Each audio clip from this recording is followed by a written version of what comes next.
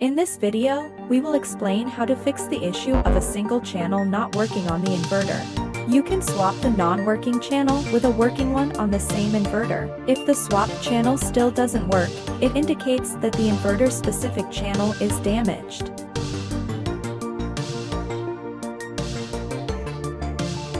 If there is still no production in the new channel after swapping, measure the DC voltage to check if the voltage of the component matches the inverter.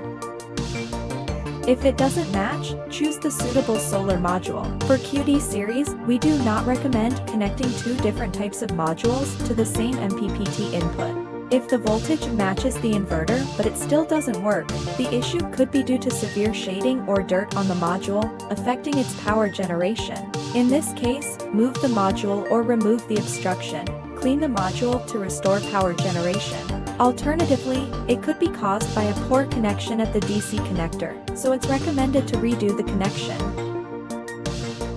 If the solar module and inverter are compatible and the above solutions do not resolve the issue, please contact APsystems technical support.